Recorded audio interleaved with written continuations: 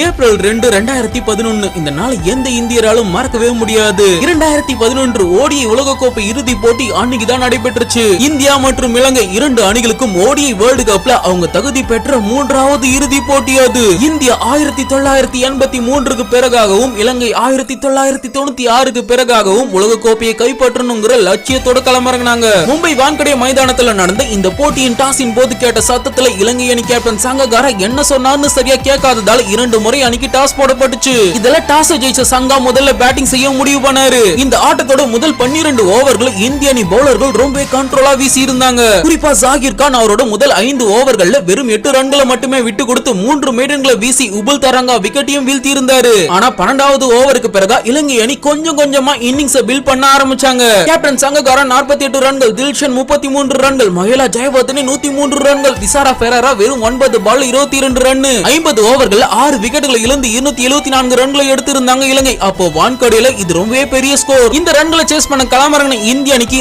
ஆரம்பமே அதிர்ச்சி. மலிங்கா வீசின முதல் ஓவரோட 2வது பந்தே ஷேவாக் டக் அவுட். அதன் பிறகு சச்சின் 18 ரன்கள் அவுட். வான்கடை மைதானமே மயான அமைதியாச்சு. ஆனா அதன் பிறகு கௌதம் கம்பீர் மற்றும் விராட் கோலி ஒரு நல்ல பார்ட்னர்ஷிப் அமைச்சாங்க. அவங்களோட 83 ரன் பார்ட்னர்ஷிப் விராட் கோலி விக்கெட்டோட முடிவுக்கு வர 4வது விக்கெட்டுக்கு வழக்கமா வர யுவராஜ் சிங்குக்கு பதிலா கேப்டன் எம்.எஸ். தோனி களமிறங்கினாரு. முத்தியா முரளிதரன் பவுலிங்க சிஎஸ்கே வலைப்பயிற்சியின் போது நிறைய முறை விளையாடி இருக்கிறதால தன்னால அவர் பவுலிங்கை எதிர்கொள்ள முடியும். அதுவும் இல்லாம இடது கை பேட்ஸ்மேனான கௌதம் கம்பீர் களத்தில் இருக்கும் போது இடது வலது காம்பினேஷனுக்காகவும் தோனி 5வது பேட்ஸ்மேனா அன்னைக்கு களமிறங்கினாரு. கௌதம் கம்பீர் மற்றும் எம்.எஸ். தோனி 4வது விக்கெட்டுக்கு 109 ரன்கள் பார்ட்னர்ஷிப் அமைச்சாங்க.